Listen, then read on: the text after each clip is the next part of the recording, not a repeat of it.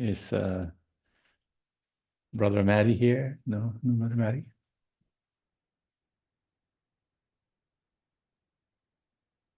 Mic test, mic test.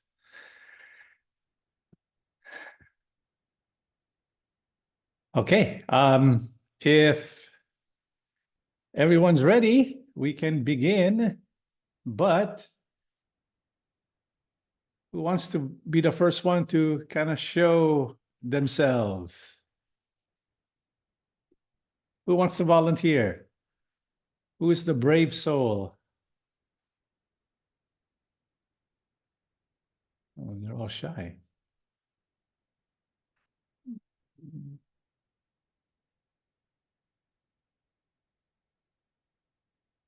Hmm?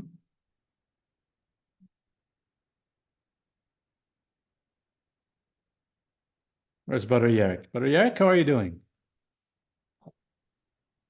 Just you. Oh, I'm good. I'm good. Sister Eder, all right. Brother Theo, Sister Georgianne. Brother Yerrick is so shy. Sister Megan, right? She's there. How are you, Sister Megan? Good pa. Brother Yerrick, shy. Brother Philip Madalan, he's also shy. Brother Craig Prudente, shy. Brother Brent Dizon, he's also shy. all these shy people. There's Brother Yerrick. How are you doing, Brother Yerrick? Doing good. Good. Good. All right. Yeah. We have the Vincent family joining. Okay. Vincent family. That's three of them. No, that's four of them, right? 4, 3. What time is it in the Philippines right now?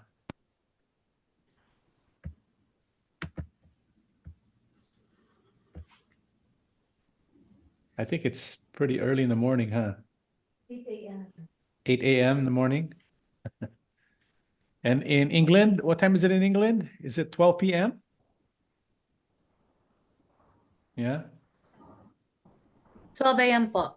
12 a.m. Yeah. Midnight. That's the perfect time to do this, right? I mean, young people today, they don't sleep early. They sleep at like 2 o'clock a.m. Am I right? Watching Netflix? No. No, not Netflix, huh? Okay. Social media? Basically. Tapia family, welcome. Vincent family, welcome. Morning po. Good. Who said that?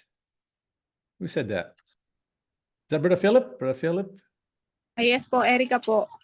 Erica. Oh, hello po. This is Hello Erica. po. Okay. Okay. So happy that you found the time to join us today.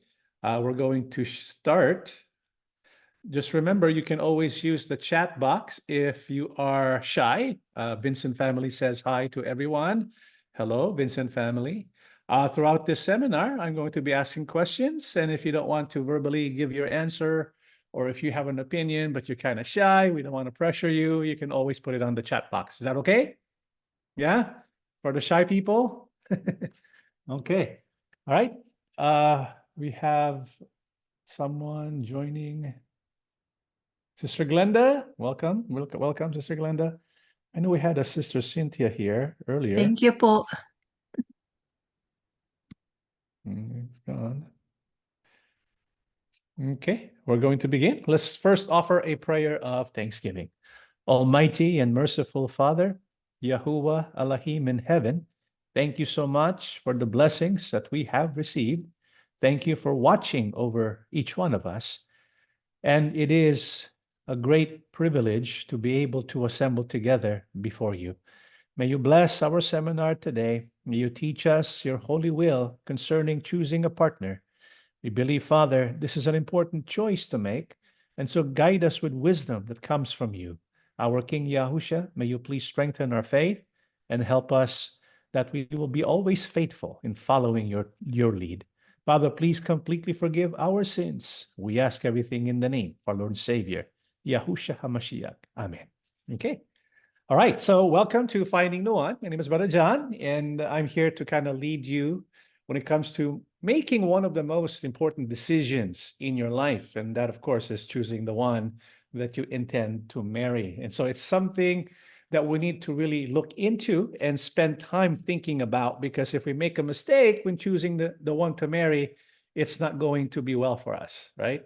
How many here have made decisions not about choosing someone to marry? How many here have made decisions and ended up regretting it?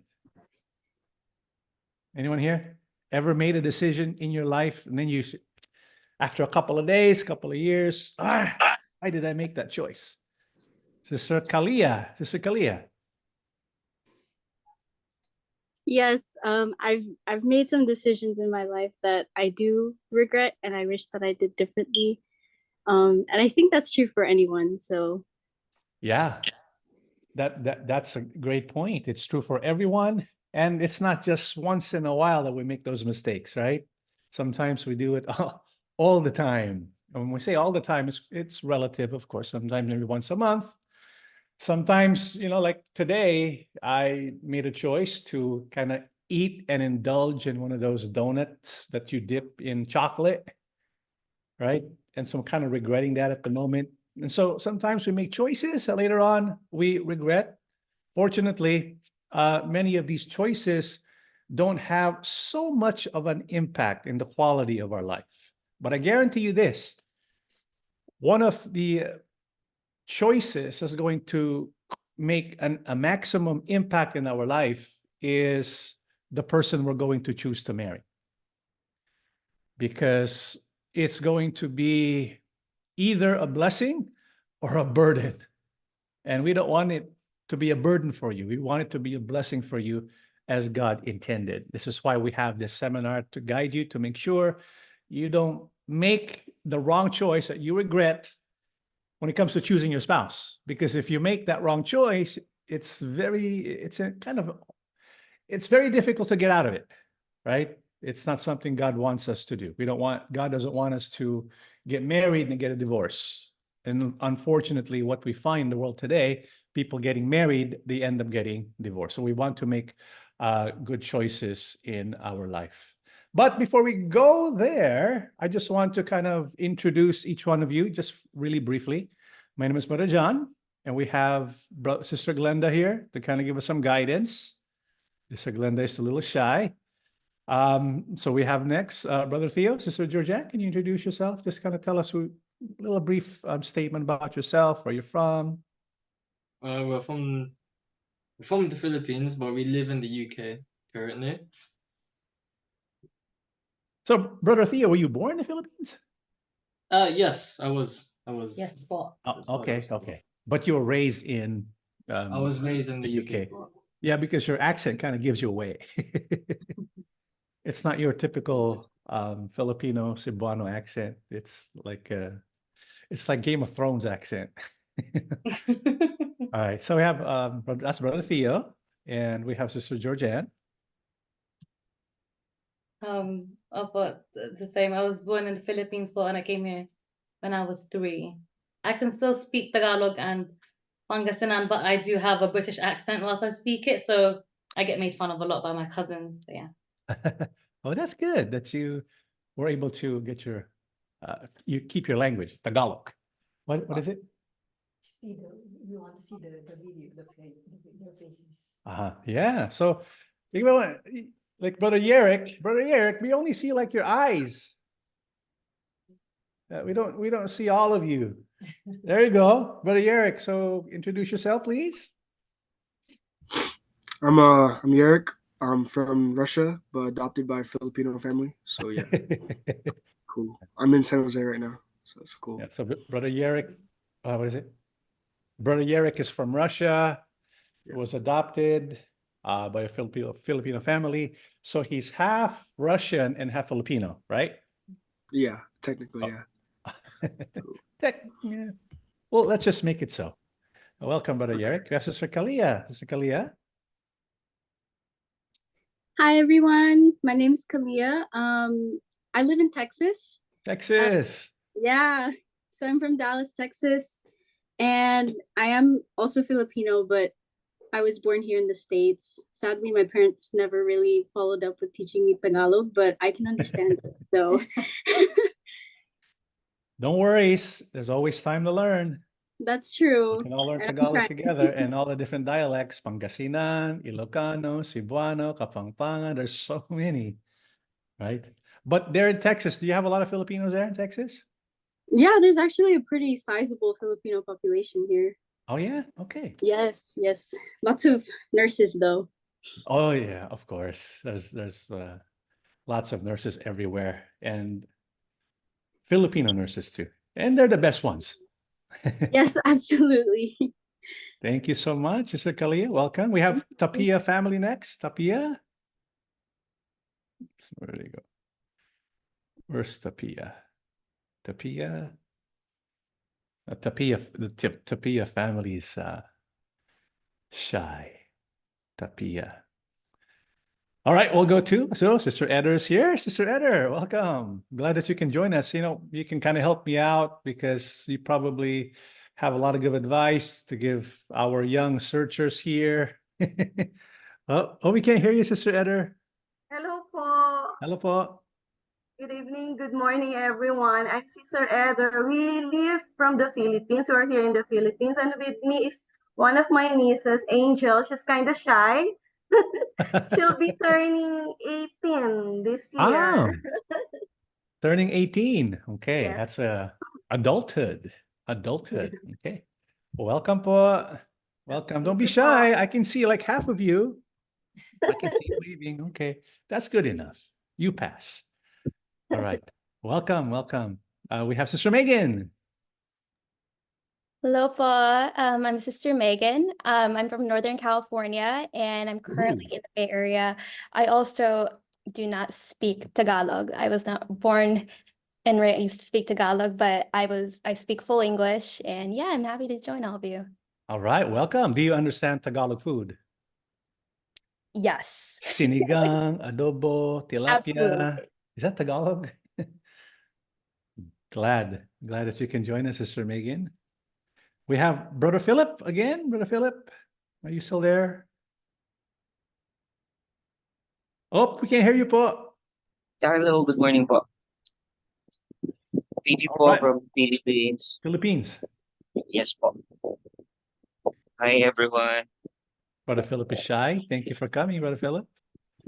Thank you We po. have Craig and Dana Prudente.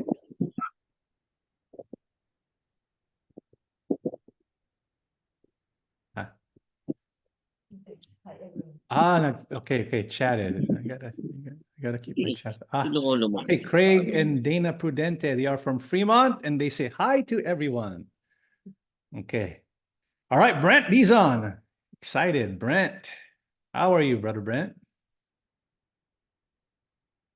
Yes, Brother Brent. I'm good. He's doing good. Okay. Thank you for coming, Brother Brent.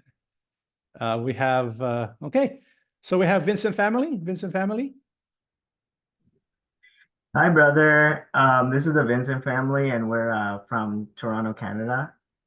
And I also have my siblings, and we're all watching it. So You're all watching. So all three of you are connected. that's right. Okay. All right. So, well, welcome. Okay, we finished our meet and greet. Just a preview of what we're going to talk about today. First, we're going to have the meet and greet. We just did that. Then we're going to address the question, when is the right time, choosing the one, courtship, important qualities, red flags, and then we will conclude. Okay. So not too long, just the right time. But I want to begin by asking a question, and you can use the chat box if you want. Want to begin by asking a question. How many here have been in love already? Anyone here? Fell in love? Whoa. Aminin. Huh? Nobody here wants to admit it. How many here had a crush before? A crush. Ah, Sister Kalia. Had a crush, okay. Tapia family, camera's not working. Okay, well, it's okay po for the Tapia family. You can use the chat box. So we have only Sister Kalia she's the only one who had a crush. Yeah. Okay, Sister Georgiana, Theo. Yeah, Rick, you never had a crush? Huh. Yeah, okay. How many here experienced like a relationship, an actual relationship, or are in an actual relationship right now? Anyone here in an actual relationship? No one. Oh, okay, Sister Kalia. I'm not in a relationship. It's more courtship right now. Courtship. Okay, that's good Yes. to know. That's good. All right, so just want to kind of wanted to make sure where we're at. And so the question I want to begin to ask all of you, and I do welcome your feedback, your input. First question is, when is the right time to begin courtship for the purpose of marriage? Now, I want to make a distinction between dating and courtship. Who can tell me the difference between dating and courtship? What's the difference between dating and courtship? I can try. Yes, Sister Kalia, I'll please. try. In my perspective, the difference between dating and courtship is something that's more long lasting and is done with more intention, with intention to marry. And dating is more, I see it more kind of like as like a fun fling type of thing. If there's not as much commitment. So Got it. Perfect. In fact, that's the correct answer. So dating is what people do for fun when they want to meet new people. And so there's no intention, there's no purpose in going on a date other than just having fun, having a good time, right? And there's nothing wrong with dating so long as we observe the proper boundaries. But courting is when we begin to pursue a relationship with the intent and purpose of getting married, which takes us to the question, well, when is the right time? When can I say I'm ready to get married? So if somebody were to ask you that question, what do you think the proper answer is? When is a good time to marry? Somebody just turned 18. Because in biblical times, when you turned 16, you were good to go. In fact, when you were 14, you were good to go. In the Philippines, not too long ago, when you were 16, you could get married. This is why if you speak to your great-great-grandmother, she probably was married when she was 16 or 15, right? And so when is the appropriate time to get married? Anyone want to give it a shot?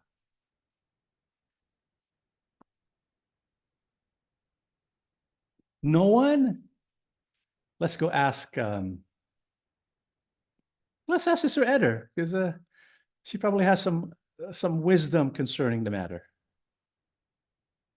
When do you think is the appropriate time to get married?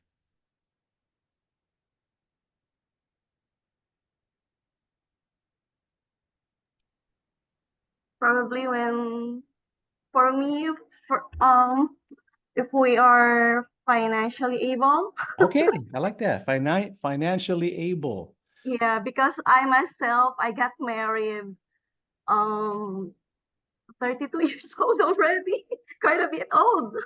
And we were engaged for 7 years before we got married. Okay, that's a long courtship, which is Yeah, a good way to because kind of make sure that you are making the right decision. So nothing wrong with that. So yeah, when you are financially stable, that's a good answer. Somebody says when you are stable, done with studies and have a stable job. Is that a good answer? I think so. Because if you are going to, I mean, truth be told, marriage is exciting, right? It's exciting. But after the honeymoon, it's serious business. It can be stressful because it's something new in your life. And so good things and bad things, whenever there's something new that happens in your life, it produces what is called stress. Stress can sometimes be so overbearing, it might kind of destroy the relationship, right? If it's too much stress. So if you are in a marriage and you're struggling financially because you're going to school, paying debts, it's just going to be so much burden to take, and it's going to put a strain in that marital relationship. And so it's good that before we decide to get married, we want to make sure we are ready financially. Okay, so that's a good answer. I'd like to share with you the Bible's answer for that. And this is what we read in the book of Ephesians 5:31. As the scriptures say, a man leaves his father and mother and is joined to his wife, and the two are united into one. And so we need to understand the purpose of marriage is so that we can leave father and mother and be joined to our spouse. And so you need to be emotionally ready. You need to be independent, because that's what it means. To leave father and mother means you are capable of sustaining yourself, right? I mean, if you're not ready to leave your father and mother, then you're probably not yet ready for marriage. So we need to ask ourselves, can I live on my own? How many here can say a yes to that? How many here can live on their own? If, for example, your parents have to move, they had to go to Alabama or wherever, and you have to stay where you're at and you're by yourself, how many here can do that? Can you sustain yourself? Yeah? If not, then you're not ready for marriage, right?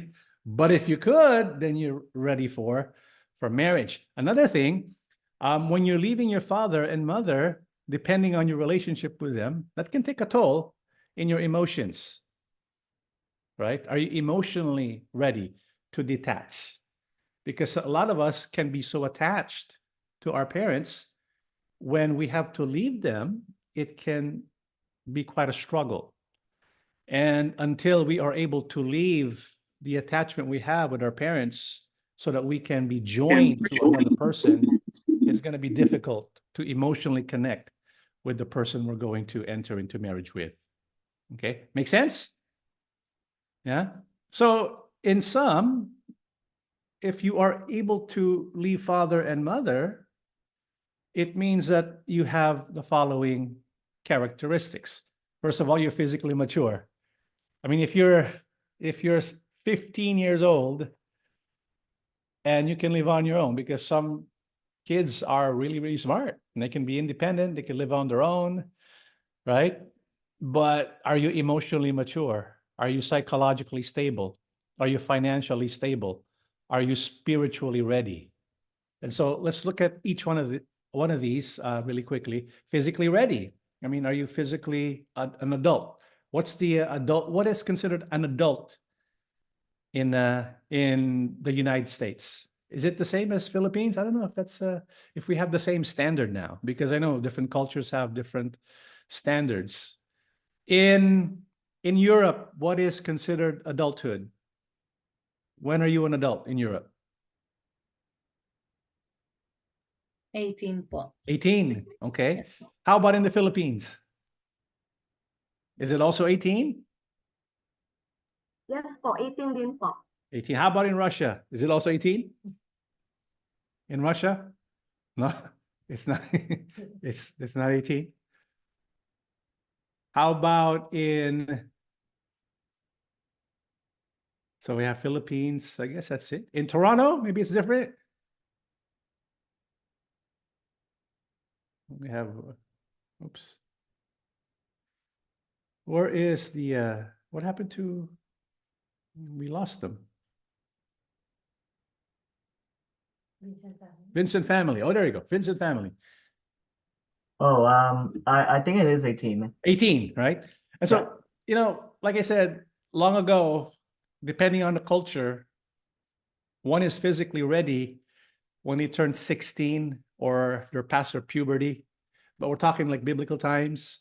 During our time, There's so many factors that must be considered. And because we live in a different generation, we cannot say that just because you are 16 or 18, you reach a certain age number, that you are physically ready for marital life. And so it could be more complex than that. But when it comes to being physically ready, the biblical answer is when you are past puberty.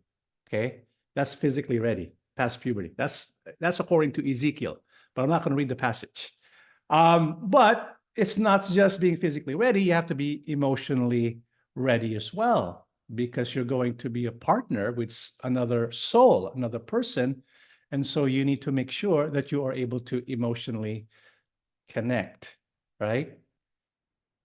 And also we need to be psychologically stable. Now, what do you suppose that means? What does it mean to be psychologically stable? Any idea on what that means to be psychologically stable? Are you mature enough to make decisions po? Okay, yeah. Mature enough to make decisions. It's all part of having the ability to be independent. Okay, good answer. Financially stable, but the most important part is, are we spiritually ready? Okay, are we spiritually ready? Because when you get into a marital relationship, I want you to keep this in mind. You are going to be given a ministry. Yeah. When you join a relationship with someone, when you become married to someone, you become a minister, and your ministry is your spouse. In other words, you give that your topmost priority. And to do that, you need to be able to make sure that you are able to connect with God spiritually. And so for that to happen, we need to grow as a Christian, right? And in the relationship between husband and wife, who is supposed to be the one to lead the spiritual part of the relationship? Who's supposed to lead that? Oops, Sister Kalia, you're muted. The husband po. Yeah, the husband. That's why if you're going to look for a husband, you need to make sure he is very spiritual.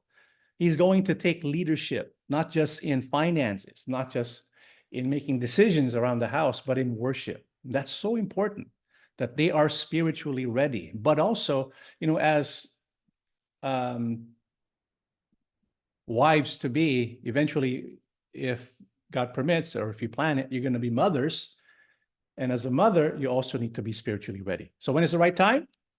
When you're physically ready, emotionally mature, psychologically stable, financially stable, and spiritually ready. Okay. All right, let's go to the next topic. And it's about choosing the one. Okay, let's say you're ready. I'm not saying everyone here is ready, because not everyone here is obviously ready. But let's say you get to that point in life and you're ready to find the one. How would you go about doing it? What would you do first? How would you go about choosing the one? Oh, Mr. Kalia? I would pray first for I it. love it. Yeah. Did everyone get that? You should pray, right? That's the first thing that we need to do. And, when we were still members of the Iglesia ni Cristo, I know, Sister Kalia, were you a member of the Iglesia ni Cristo before? No, actually, I was not a member. I was a member of the Catholic Church before. Okay. I do have a cousin though that is in the INC, and I'm trying to slowly, I guess, give her the truth. Okay. Fantastic. Thank you for your help. I'm trying to do the same thing to a lot of friends. But anyways, in Iglesia ni Cristo, we were taught what is called the panata. Have you heard of a panata before? What is that? It's like a devotional prayer. It's when we set aside a time, and when that time comes, we're going to call upon God. And so it's a good thing to practice, to include in our prayer finding a spouse. And I'm so glad that you included that as the first step that we should take when we are going to look for a spouse, because that's what the Bible teaches. Houses and riches are an inheritance from fathers, but a prudent wife is from Yahuwah. And so when we want to find the one, the best source, the best one to help us is the one who knows all things. And the one who knows all things is our Father. Because when we are going to use our own wisdom and use our own ability to discern, because of our limitations in our ability to know a person, we can't really know, right? If this person is compatible with us. But our Creator who created us, He knows who is best for us. And so the best thing to do is, of course, to ask from the Father, ask from God when it's time to get married. And is it okay if I share with you my personal story about that? How I found my wife? Yeah, because back in 1995, I went to the Philippines to join the ministry, and there was a strict rule for the ministerial students. You know what that was? You cannot have a girlfriend. You cannot have a girlfriend. And so they made us write a statement promising we're not going to get a girlfriend. But when I was first year of ministry school, I spotted someone. She was singing for the Glee Club. So I attended this concert of the Glee Club, and I fell in love with this one person. I spotted her from a distance. I approached her and looked at her closely, and I said to myself, that's the one I'm going to marry. And so I kind of fell in love. You know that love at first sight kind of thing? It was something like that, right? And so she was on my mind for a long, long time, but there's nothing I can really do because I don't want to get in trouble. I don't want to get kicked out of the ministry. So I forgot her. And then one day I was in this local congregation of Evangelista, and I was part of that local, and I was helping the minister who was assigned there to prepare a program for the anniversary of the local. As part of the anniversary, I thought of an idea. I will invite the Glee Club from Central to perform, with the hidden intention of getting to meet her. So I told the pastor, is it okay if we invite the Glee Club? And so I volunteered to obtain rent a Jeep. You know the Jeep? I volunteered to rent the whole Jeep so to pick up the Glee Club members. And it's a good thing she was there, right? And so I sat right next to her and kind of talked to her, and I kind of fell even more in love. But that was a big problem because I wasn't supposed to do that. I'm only first year. And so after that, I went back to the United States, right? I went back to the United States, and I began to say to myself, what I'm doing is not right. I shouldn't be wasting my time because it's not yet the right time. It's not yet the right time for me to court, right? And so forget it. I forget her totally. I go back to the Philippines, business as usual. I finish second year. I finish third year. I finish fourth year. I finish fifth year. I forgot all about her. And then the administration tells us, okay, you can now go look for a spouse. So what do? I pray, I pray. And so I set up a devotional prayer. I prayed and I prayed and I prayed. And then I thought of her. And after I thought of her, I officiated a worship service. And in this worship service, there was a minister I bumped into. And I asked him about her because he happens to know her personally. And so I said, brother, this sister? Do you think I can court her and get married to her? And he told me, no. She's not the one for you. She's not the one for you because she's married to her career. And of course, you're going to be minister's wife. You can't pursue your career anymore. And so she was working for a bank. She was career-minded. She wanted to do great things in life, right? So she can't be a minister no more. And so was my prayer answered? It was like, everyone's looking up. So I said, okay, that's the answer to my prayer. It's not her, okay? And so the following week, I get a phone call from the central office, and they invite me to a dating game. Yeah, a dating game. And so I was kind of excited. Isn't that against the rules of the ministry? We're not supposed to go on dating games, right? But they said we already got approval for the activity. So I say, okay, let's go on a dating game. Sounds like fun. And so I decided to do it, but on the actual day, I kind of backed out. I don't want to do this. And it was like raining really hard, but it was too late because they sent a cab to get me. So I had no choice. So I go there, I joined the dating game. It was a double blind thing. I asked questions. So there were like 3 sisters and me. I was a searcher. And so I asked questions. They gave me answers. We could not see each other. And based on their answers, I would select my date. Yeah. And so I listened, and lo and behold, the winner, the winner, I'm the prize.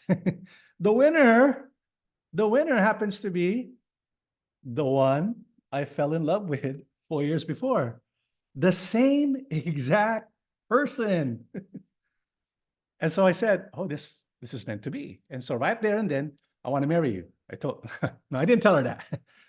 I didn't tell her that. So I asked her for a date, and she told me, she turned me down. She said, oh, no, this is just a game. It's not for real. But I wanted to make it real. But she turned me down, right? So I do the polite thing. I go and speak to her parents. I speak to her parents. I want your wife, I mean, your daughter won me. I'm the prize. Just kidding. I didn't say it that way. So I speak to the parents, and I kind of ask permission if I can date their daughter, and they agreed. And the rest is history. We got married. It's my wife today, right? So I was speaking to my wife, and she told me before we met on the dating game. She told me she had a dream. And in that dream, she was going to marry someone who's a minister. And he saw a silhouette, tall silhouette. And she said it, why don't you come here and tell, don't be shy. Don't tell her about your dream. Come here. I was also praying, right? Oh, well, come here. Don't be shy. Okay. Go here. Don't be shy. No, it's okay. He's shy. They Can you hear her? Yeah. Okay. Go ahead. What was your dream about? Yes, so those times I was also, having my devotional prayer, and so, one day, I had a dream that I was getting married. And, I in that dream I felt so happy and peaceful. And then I saw this man. I don't see his face, but I can see the silhouette, and he's tall. And so Was it cute? Okay. All right. Okay. So that was just an example of prayer. It's pray and pray and pray. But it doesn't mean, though, that once you pray, that God is going to one day all of a sudden knock on your door. Hello, Yerrick, this is the one for you, right? Megan, this is the one for you. Kalia, this is the one for you. That's not how it works. We still have to kind of look for the one, right? But it begins with prayer. It begins with asking for the help of Yahuwah. Okay, so that's the first thing. Okay, so what do you do after that? What's next? What's the next step?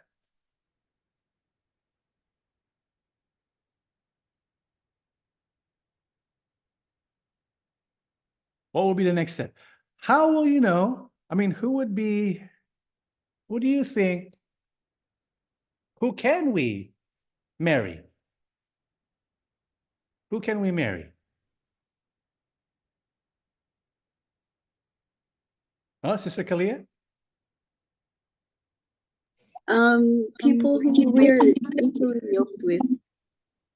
Okay, can you repeat that answer again? People we're equally yoked with, so Wow. other Christians, other believers. Okay, did you get that answer from my notes? No. Are you sure? Because so Yes. far, the first 2 answers you gave is like you're seeing my notes or something. I just Because have that's what I have in the next slide. I have some tita, so she teaches me a lot about dating. Oh, who teaches you a lot about dating? My tita. Oh, your tita. Tell your Yes. tita I said hi, and she's doing a fantastic job. He's Oh, right she's here. there. Okay. Great, great, He great, wanted great. to Yeah. listen. So, yeah, the Bible tells us, do not be unequally yoked together with unbelievers. For what fellowship has righteousness with lawlessness, and what communion has light with darkness. So, Sister Kalia, tell me about that. What does that mean? What does it mean to be? What does this tell you about who you can marry and who you should not marry?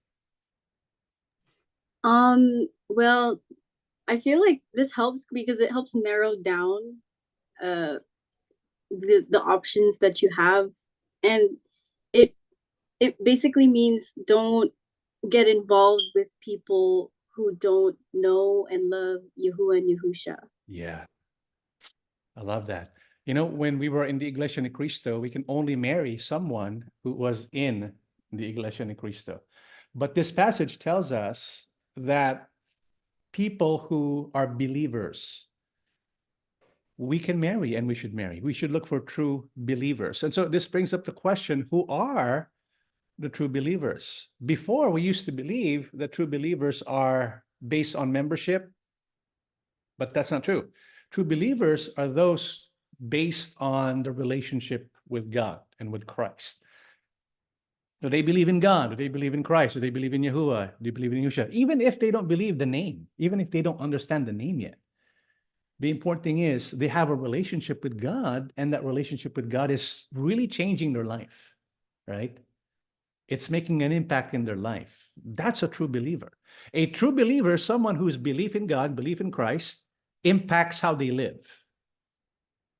A false believer is someone who's simply a member, but the way what they believe doesn't really impact how they live. Okay, so they are unbelievers. So when it comes to choosing a person to marry, select someone who's faithful, someone who has a lot of faith, someone who's spiritually ready, someone who's strong in their faith. Because if you have that kind of person, and this person is going to be your spouse, it's a blessing for you because God is with that person, right? And if God is with that person, God is with you, God is going to be the one to hold that marriage together no matter what you face in life. This is why don't get unequally yoked when it comes to marriage. Do not be unequally yoked with unbelievers. Instead, let us find someone who is spiritually ready, spiritually mature. Okay, but there's also something that I want you to see, because there's many applications, I believe, when we are instructed, do not be unequally yoked. See, the concept of being yoked together is during the days of the apostles. I mean, even today in many countries, you have to plow the land, right? And so many people who live in agriculture-based societies, they have land, and land is their livelihood. And so they have oxen, and they kind of carry heavy burdens. And one oxen can't do the work of two. And so what they usually do is yoke together two oxens. But it works well only if those two oxens are alike.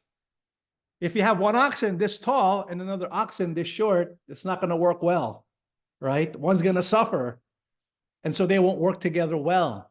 And so that's kind of the concept. And what basically this is telling us is, first of all, do not be in a relationship with someone who doesn't believe in God, who doesn't believe in Christ. Don't be in a relationship with them.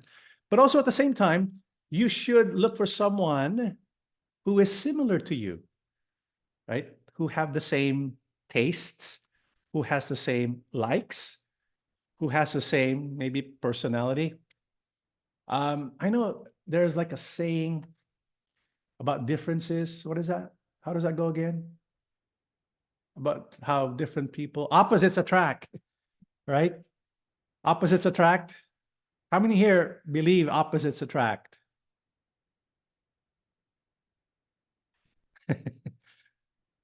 Maybe initially, if opposites attract, the science tells us opposites do not remain together after a while.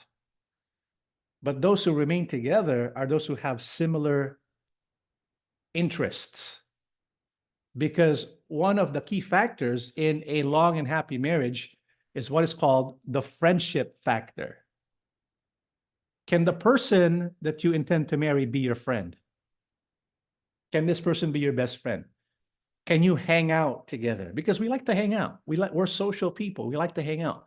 Is the person that you are going to marry, do you have the same interests? For example, do both of you like food? I think everybody likes food. Do both of you like the same food? Well, but you get what I'm talking about, right? And so the idea of friendship is so important. And so do not marry a person, just because of physical looks, although that's an important part too, but it should not be just based on physical looks.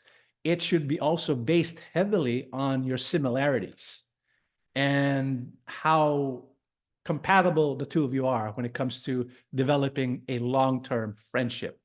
Okay. All right. Okay, so that's number one, pray. Number two, look for someone similar to you, especially in faith. Number three, what do you think number three is? I'm gonna ask Sister Kalia, if you get this next one, I don't know, I'm gonna be spooked. I'll be spooked if you get this next one. No? Anyone here? Sister Megan? Well, this is a hard one, the third one. Brother Yerrick? No? Brother Brent? No? Sister Danielle, Brother Gabriel?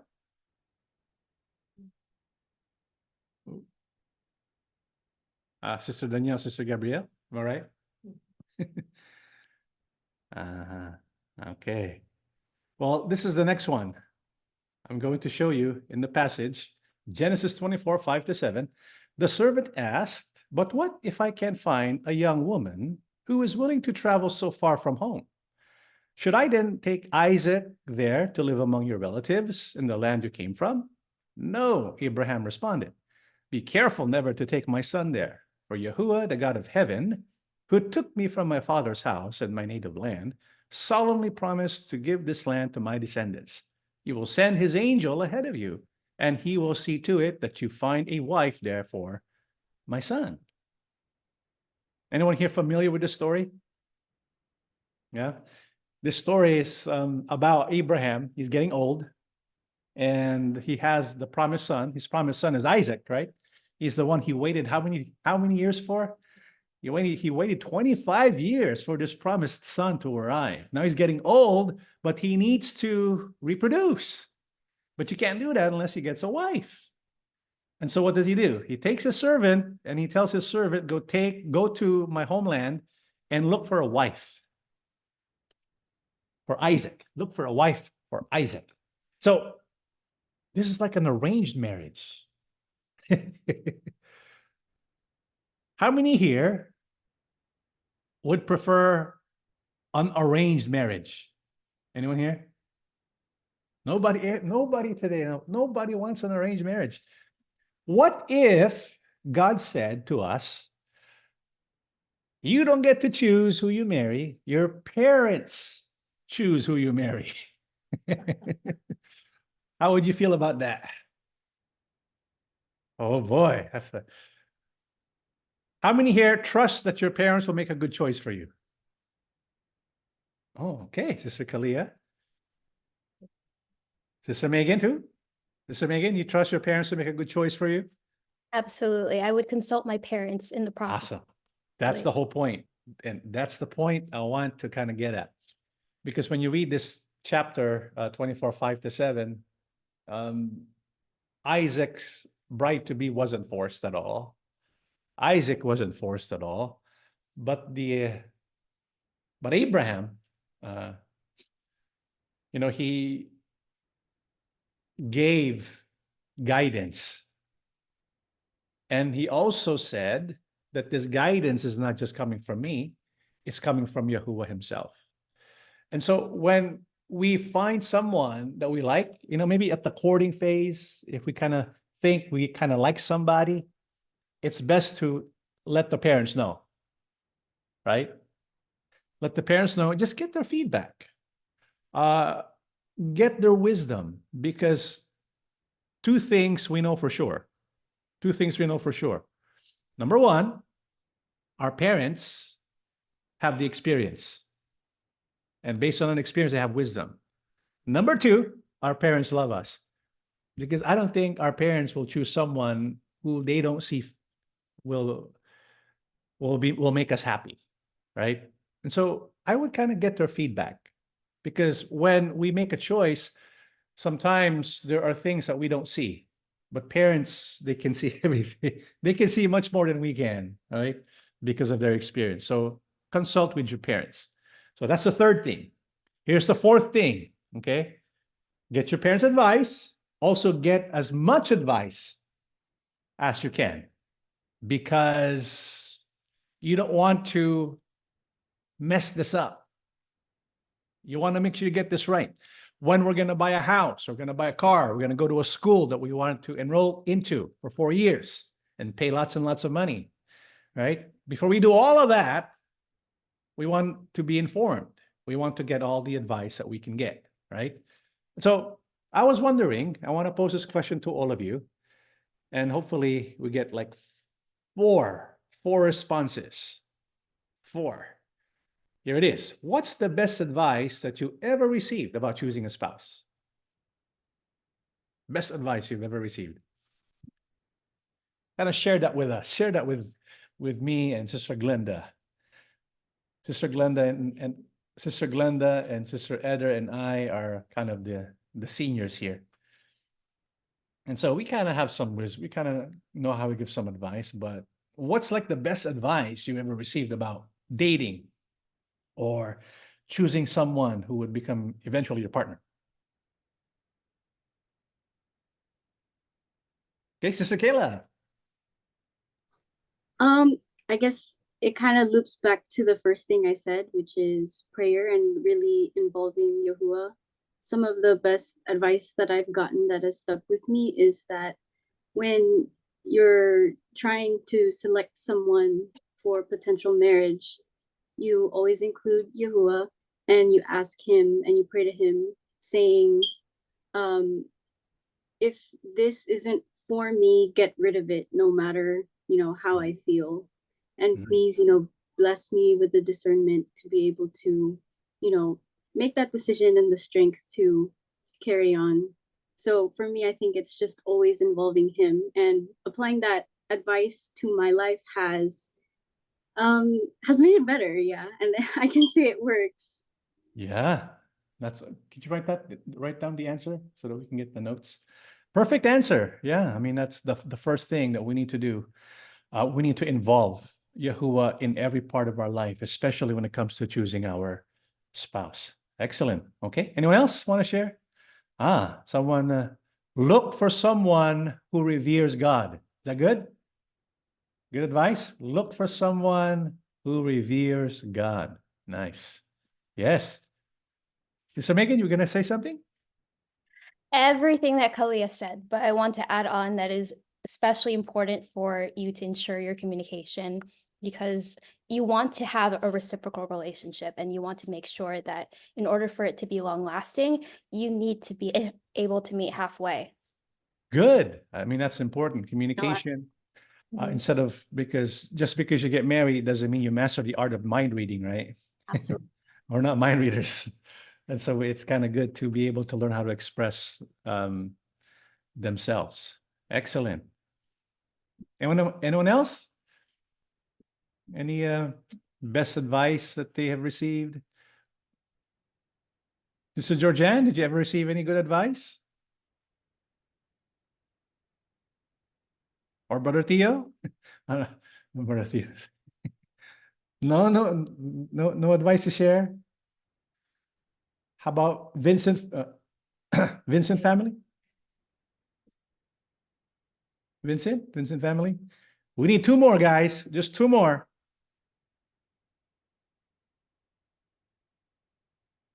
Vincent family.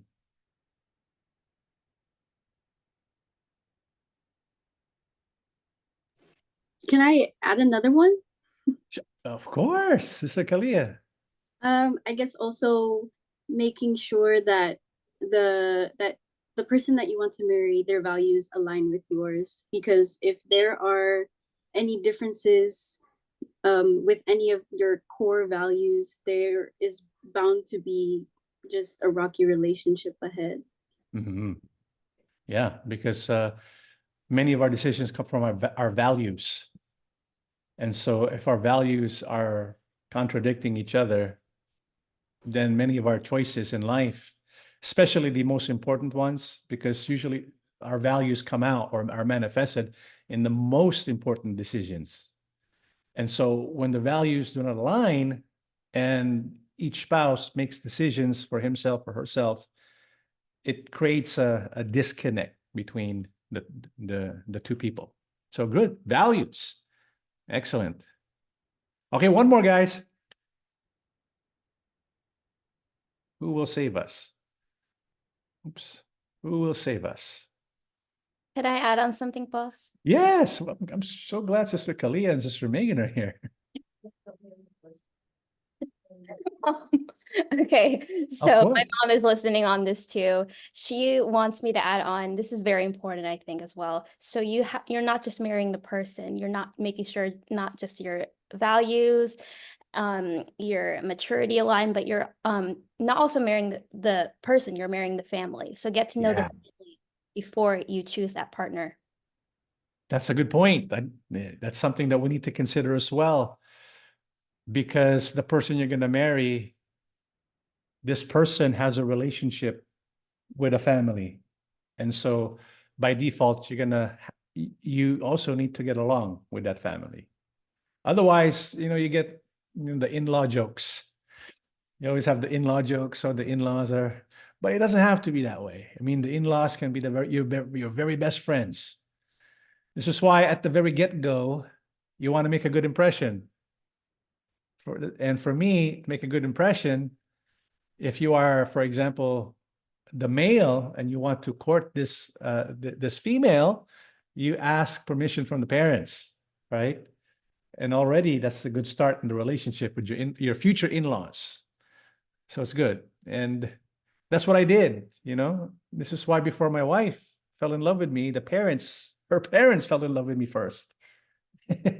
I courted the parents first. And even though she didn't like me, the parents kind of pushed her into it. Yeah. So that's a good point. Excellent. All righty. Okay. All right. So that's good. Let's go to the next one. Our next principle for choosing the one. Tune your ears to wisdom and concentrate on understanding. Cry out for insight and ask for understanding. This basically is telling us when it comes to choosing a spouse, make a decision objectively, not just subjectively. Because sometimes when you are infatuated with someone, it kind of clouds your judgment. Does that ever happen to you? All the time, right? You think you are infatuated with this someone, and sometimes it kind of causes you not to think clearly or not to think correctly. And this is especially true when you're young. So I'm going to look at these young guys here. Who are our young guys here? Like Brother Theo, Brother Brent, Vincent family, Brother Yerrick, the really young people. Sometimes you have like a teenage love. You fall in love, you think you're falling in love, but it's just infatuation. And you think, oh, my world is going to die if I don't get this person, right? And so there's maybe you have a date, doesn't work out, and there's a breakup, and you feel really bad, and you think it's the end of the world. But we guarantee you, your taste is going to change. Your subjective feelings are going to change. It's just the nature of things. People change. So if you're 18, you don't stop growing until you're about 23. Your brain keeps developing. And so it's not yet set. And so if your brain continues to mature, your tastes are going to be different. Unfortunately, we don't realize that. And so sometimes people make the mistake, they're still very young, and they let their feelings do the thinking for them. And so they don't make the right choice. And so they end up making a poor choice. Okay. So those are some of the things, principles of choosing the one. Remember, let's pray first. Ask for the guidance of our Father Yahuwah. That's number one. Number two, let's choose someone who are like us in terms of values and especially of faith. Number three, we need to get the advice from our parents. Number four, get as much advice as we can. And number five, let's make an informed decision. Okay. All right. So now we'll talk about courtship. Let's say you're ready for you are in that courting phase of the relationship. What are some principles of courtship do we need to be mindful of that we should practice? Like courtship etiquette, courtship etiquette. What's an important part of it? Oh, I think Sister Kalia wants to say something. Boundaries, clear boundaries. Good. You're reading my notes, aren't you? Yeah, true. What else? Boundaries there. I came up with this list. When you're courtship, these are the things that we need to kind of keep in mind. Number one, respect. Right? We have to respect the other person. We have to respect the person's family as well.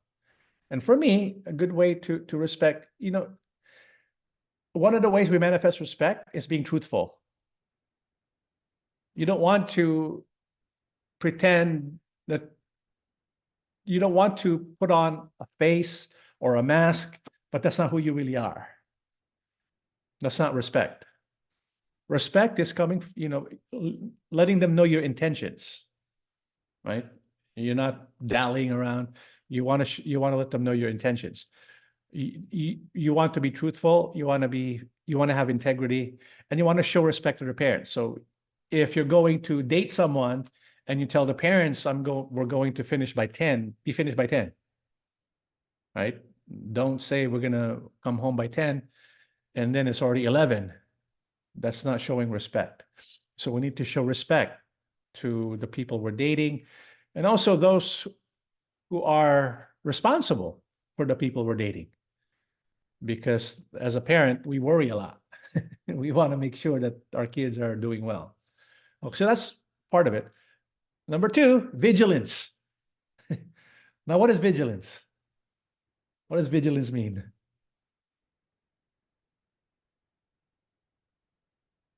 Patience. Patience. Okay, that's part of it. Patience and vigilance.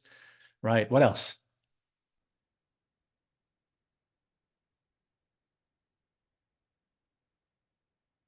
Yeah. What is it? Determination. Oh, who is that? Who is that? Oh, Sister Megan. Yes. Oh, I said determination, Paul. Determination. Okay. Couple of ways. Patience, determination. And one of the things we need to be like alert at all times. When you are dating, it can be dangerous. It can be dangerous because you don't really know the person maybe. Right? So you have to do your due diligence and you also have to be alert for signs of danger. If this person disrespects you, I don't know. For me, that's a red flag. Right? And so kind of be vigilant, be alert for signs of danger, and don't be overly confident. Instead, pretend that you are entering into an area where the devil is going to be present and he's going to try and attack you. Because those are the moments when he can really destroy two people, because these two people are going together and, sometimes people's passions can be ignited by the devil's temptation. So we have to be always vigilant. Boundaries. Okay, what are Christian boundaries? What are Christian boundaries when we're dating? Number one, what is it? Abstinence. Abstinence, not safe sex. Did you get that? Not safe sex, abstinence, right? Because we want to we have to preserve ourselves for the sanctity of marriage. And so we do that as that's God's will. So that's a boundary. And someone might ask, in courtship, is a little bit of kissing okay? I asked my wife that. What do you think? Is a little bit of kissing okay?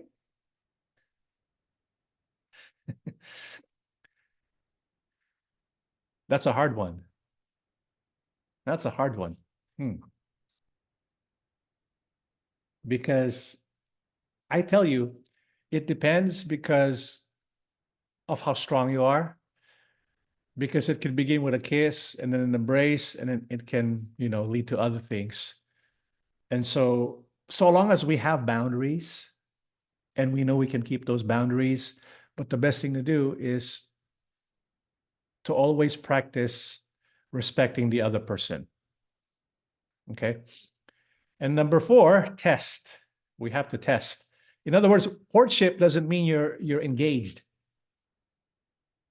And so you still want to test if this person really is the one for you. And so you're constantly in connection with God. You're asking advice with your parents and other advisors, and you're looking for his qualities. Is this person lazy? You can tell right away if a person's lazy, right? Is this person responsible? Is this person the one for me? Can we become friends? Can I be a friend with this person? You've been on 3 dates. And so how do those dates go? Are you compatible? Can you hang out as friends? If this person was just a friend, are you comfortable with that? Can you be happy with this person? And so those kind of things, we want to test the situation. We want to test ourselves if we're growing as a person, if we can grow with this person together, right? We're testing the other person as well. And so that's the courtship phase. Just remember, courtship doesn't mean you're engaged. It means you want to examine and investigate if both of you are compatible and if it is approved by Yahuwah. All right? Okay, we're almost done, but I just want 5, okay? 5. I'm going to ask for 5 things. What are the 5 best qualities you're looking for in a spouse? Give me 5 best qualities you're looking for in a spouse.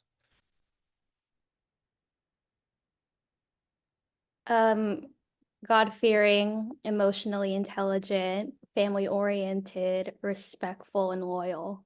Wow, that's fast. Right. You knew I was going to ask that, Sister Megan. You came up with that answer so fast. I was only asking one for each one, but you gave all 5.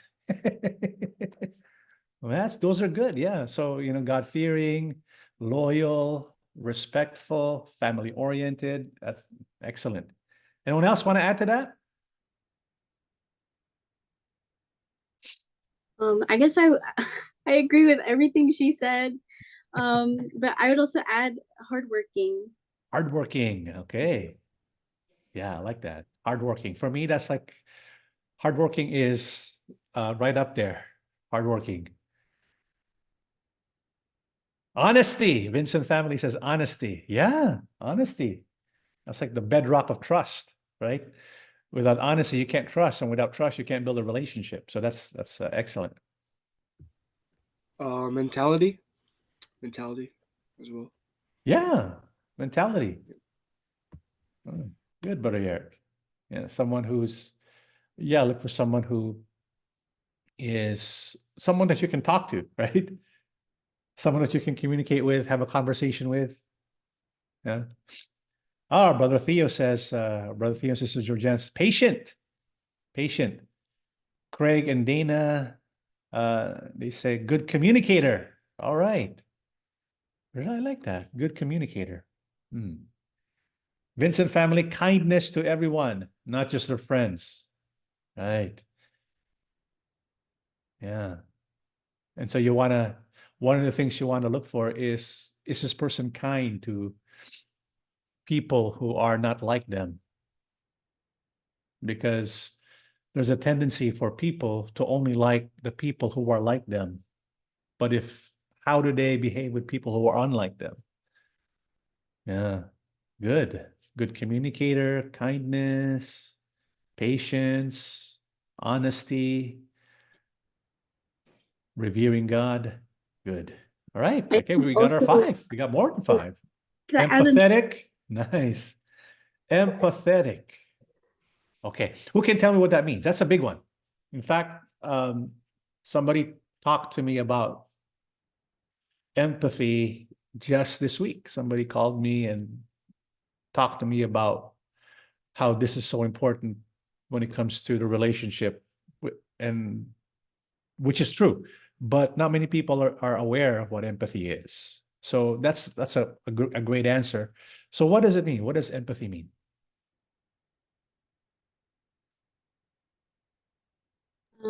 somebody who can understand the way that you're feeling and Okay, kind of wow. meet you where you're at. Okay. Yeah.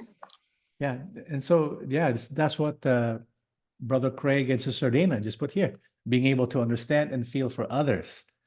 That's exactly what you said, not just yourself. Yeah. It's the ability to kind of feel what the other person's feeling and have an awareness of that. And the ability to place ourselves in other people's shoes so they can see their perspective. And that can go a long way when you see other people's perspectives, because when we do that, it opens the way to reconciliation in case you have like a fight or something. And oftentimes it prevents fights, right? I mean, if you're emphatic, it increases that connection between you and your spouse. Okay. All right. Anything else? I think that we got a lot. Also, I guess being able to laugh. Oh my humor. goodness. That's high for me too. A sense of Yeah. humor, right? Do you want someone who has a sense of humor? Absolutely. I don't want it to be Yeah. serious all the time and serious. Yeah, I mean it's if can you imagine hanging out with someone who's like who's serious all the time? That's kind of tough, huh? So it's good to have a sense of humor. It's good to laugh. It's good to laugh, especially when you're going through struggles in life. It's good to have that sense of humor. Keeps things in proper perspective. Excellent. Trustworthy. Wow, we just keep going. Yeah, trustworthy. Now, when I think of trustworthiness, I think of someone who's faithful, right? That means whatever the person says he's going to do, he's going to do. Because when a person says he's going to do something, but he doesn't do it, then you can't rely on him. And so you never know if they can be counted upon. So trustworthiness is excellent. And so test for those things, you know. I mean, if when you begin to get married or when you are looking for a spouse, identify, you can write them down, the things that you want, the values that you want to see in your spouse. And most of all, we need to ask for the guidance of the Father. Okay. All right. Lastly, and kind of I was debating on whether including this one or not, but I think we should. You're going on a date, or maybe you're courting. What are some turnoffs or red flags that when you kind of see this pattern, you know it's time to flee? You know it's time to run. What are some red flags? Give me 5 red flags, 5 turnoffs. Me personally, is if I find out that the person I'm courting has a girl best friend, that's a Okay. big red flag for me. Okay. A girl best friend, yeah. And that's kind of common nowadays, huh? Right? That's common. Okay. That's a good one. Not taking care of their family siblings.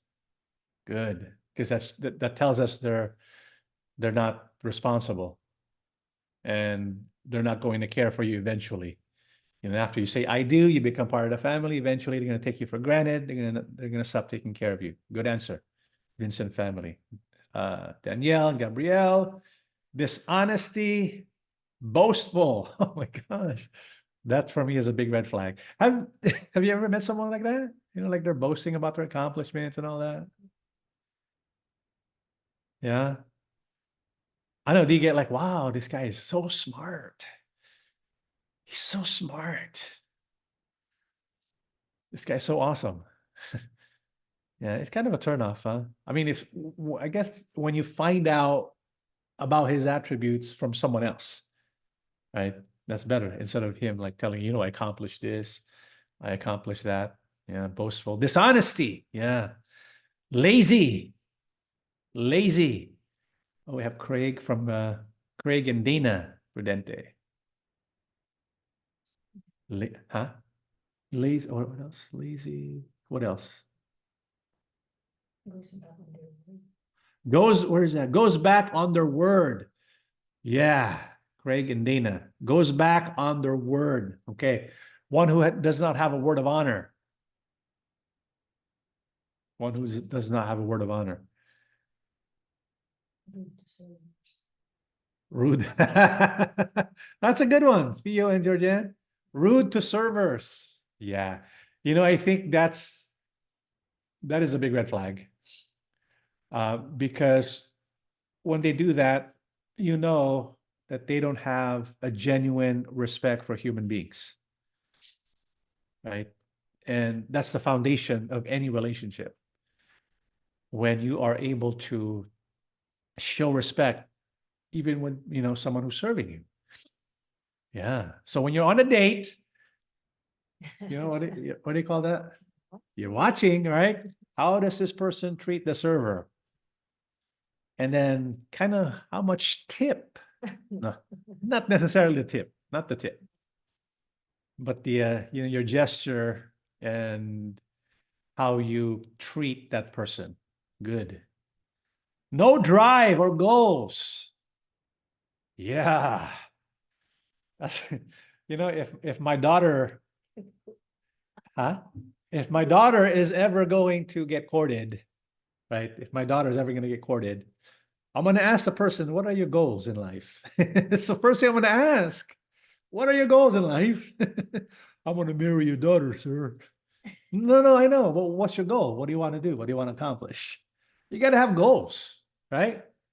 You got to have, you need to accomplish something. How are we going to provide for my daughter if you don't have goals in life? And this also goes for our sisters too, right? You need to have goals. You don't want to be lazy. Argumentative. I mean, if you're already fighting on your second date, that's a red flag. First date, you're fighting. Second date, first date, the server is treated rudely. Second date, you're fighting. Third date, they have no goals. Fourth date, you find out that they don't treat their family well. Oh boy, you go run. That's 5 red flags. Somebody says, "Oh, I know why this." Somebody said you can't cook. That's a red flag for Brother Yerrick because Brother Yerrick is studying to be a culinary chef. But he can cook. Yeah, but you can cook, Brother Yerrick. You don't need. If you can cook and she can cook, I think it's compatible if you can cook and she can eat, right? Compatibility. You cook, I eat. Comprendo? So I think that, yeah, so that's for Brother Yerrick can cook. Okay. I guess for Brother Yerrick, that's what they want to cook new dishes together. So that's for Brother John, yes, can I Sister make a Glenda. can I make a comment on that for Yes. Brother Eric? I think it is true because we don't know when we get older and one is getting sick, and you know, if your spouse can cook for you or the other can cook, that's you know, that's a plus. I mean, Oh yeah, you can take care of them. That's definitely a plus. I mean, my wife is a great cook and I can eat great. So we're compatible that way. Yes po. Somebody said, wash the dishes. Oh, Everything. she can Clean, wash the Brother dishes, Yarrick. and wash your clothes. She can wash the dishes, Brother Yarrick.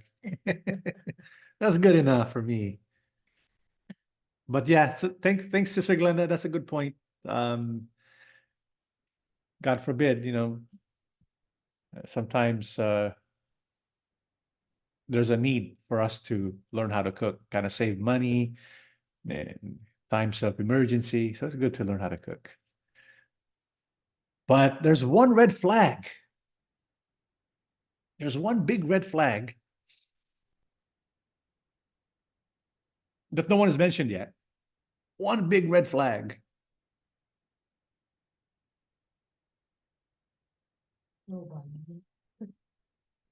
There it is. Violent. Right? Violent person. Abusive person. That's a big red flag for me. Violence, not just physically, but even emotionally. Right? People who curse.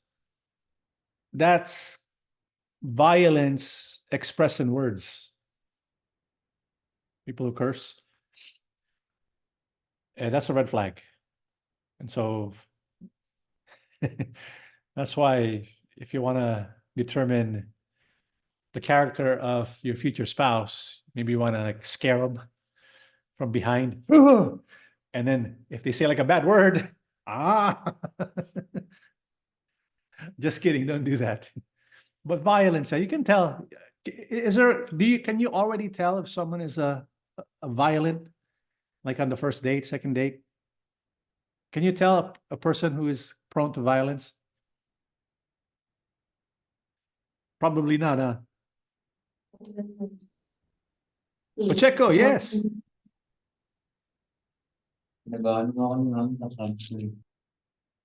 Huh? What was that? I didn't get that. Yeah, so a person with Daniela and Gabrielle, a person with anger issues. Yeah. Someone who has a lot of emotional baggage, right? And they haven't taken the time to kind of face that reality and manage it. I mean, all of us have baggage, but we're at least trying to manage it, right? But a person who's overcome and overwhelmed by their emotional baggage, and they become abusive because of anger, and show violence, run away. I mean, if they showed, and just for me, if I was giving advice to my kids, if the spouse, I mean, if this person that you're dating ever show a fit of anger, even if they haven't hit you, just run away. There's other ones out there. Okay, that's the big one. Violence, anger. All right. Okay. Well, I mean, thank you for your participation. I do hope you get married soon. Just kidding. No rush.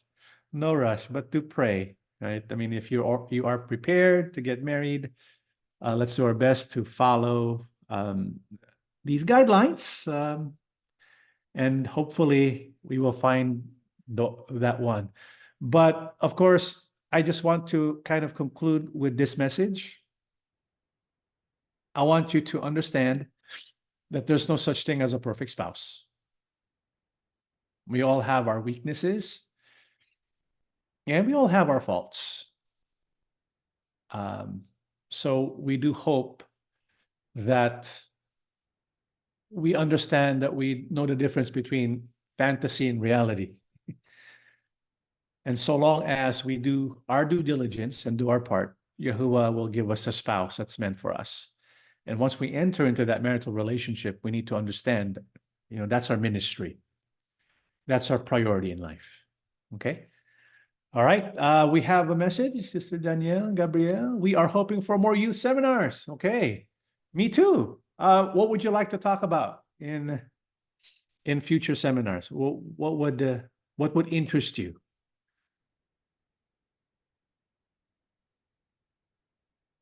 How can we like mobilize the youth of the assembly? How can we get them more? How can we get more participation from the youth? How can we get them more involved with the activities of the assembly? I mean, what can we do? As the younger members of the assembly. Any suggestions? Pop culture and social trends. All right, we can do that next time. Pop culture and social trends. I like it. Pop culture and social trends. Is there any way we can save these notes here? There- It saves automatic now. Where does it save to? Zoom. Zoom? How do you access that? You can download it. A download. Okay. All righty. Well, I had a great time. Thank you so much for joining. You are such a joy to hang out with. I'm reminded of my younger years when I was courting. And so it's an exciting time. And don't be in a rush. Take your time and just follow God's lead. Any final questions before we go? Aliyah talking about how to become biblically good spouse and partner. Good. How to be a biblically good spouse and partner. Yeah. And so it's different. We have different roles according to God's plan for the husband and for the wife. And that's something we can definitely talk about too. Any final questions before we go? No? Okay. Thank you so much for. Yes, Sister Kayla. Aliyah. Not really a question, but I just wanted to say thank you. I really appreciate this youth young adult seminar because I've been looking to, I guess, connect more with people who believe in the same thing. So this is really great. And also because I'm young and I do need guidance when it comes to relationships and courting and marriage. So this has been very helpful. So Well, thank you. I appreciate you saying that. That means a lot to me. And we will continue to have these activities so that we can get to know each other. It's good that we also have like our own group, right? Put together. So I need to get your contact information. That way we can put together a group maybe so that we can communicate with each other and know each other better. But this is a start and something that we keep going, we keep doing. Hopefully we can do greater things and we can engage more young members like yourself, because there's more in the assembly, not just you. We have how many here? 16. Yeah, we have about 20 of you here, but we have more than that. And so this is like the beginning. I mean, I don't really know, to be honest, where this is going to lead to. And I am willing to be, very open to your suggestions. What can we do with the youth so that we can create more engagement, so that we can do things together as a youth, even though we're kind of separated, we're far away from each other. And one of the things that we can do, we can have field trips, maybe like once a year, we can do a field trip. I know the challenge is how we can do that with the Philippines, but the Philippines can probably do that within their own place as well. If we can, have a youth group there as well. We have Sister Danielle, Sister Gabrielle, guides for teenagers, especially nowadays. We really need more guidance. Yeah.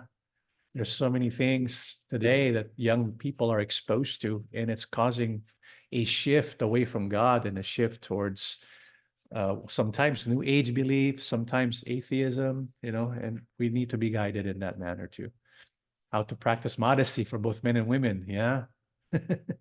Modesty is no longer it's not no longer the in thing, but the Bible tells us that's true beauty, right? True beauty, according to Apostle Peter, is modesty.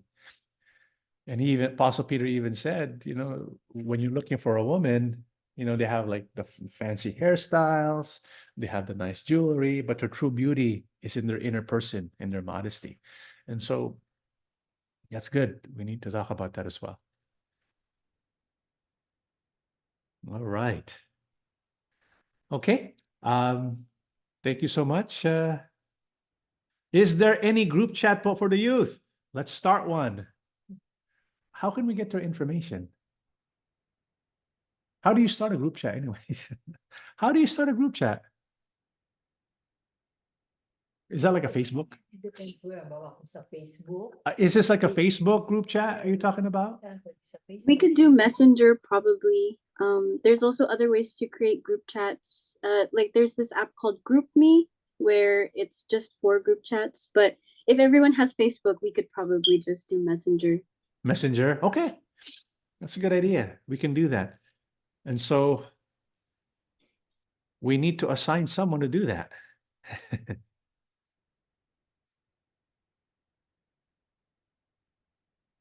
That's a good idea. I'll just You'll, picture on you'll take a picture? Okay, we'll get the attendance and then we're gonna track you down, okay? And then we're gonna add you to the group. We're gonna add the other young people in the group too who couldn't make it today. Because there are some who told me they couldn't make it today and I said, that's okay. Is it okay? Because I told those who will not be able to make it today that I promised them I was gonna send this recorded program to them for them to watch. Is that okay with you guys? Yeah, okay. So it's gonna be private, so it's not like public, you know, because there are those who could not make it today, but they really wanted to come. Okay. Okay, so we can do that. My name is Sister Kalia Gramata on Facebook. All right. So my wife is going to she already has the attendance and she's going to create a group and bring all of you there as the beginning. And you can also, you know, if you want, you can add people there that you know. I mean, even if they're not members of the assembly yet or members of the assembly, kind of nice to have at least someone like-minded, right? Someone who has the same values to kind of know each other. Okay. All right, let's go ahead and conclude then with a short prayer. Almighty and loving Father, Yahuwah Abba, thank you so much for your kindness and generosity. You are always looking out for our well-being. We are truly filled with joy and gladness in our hearts because we have here the young members of the Assembly of Yahusha. You can see and sense their faith. Father, please guide them in all that they do, especially since we live in a world that is so toxic against our faith. Help us, Father, to find your guidance in our life. Help us to be deeply connected to you and to follow your teachings at all times. Our King Yahusha, we belong to you. We are your servants. Help us that we will always seek your guidance in everything we do. May you bless our homes, bless our families as well, and may you strengthen our faith. Father, we believe that you have listened to our prayers. We ask everything in the name of our Lord and Savior, Yahusha HaMashiach.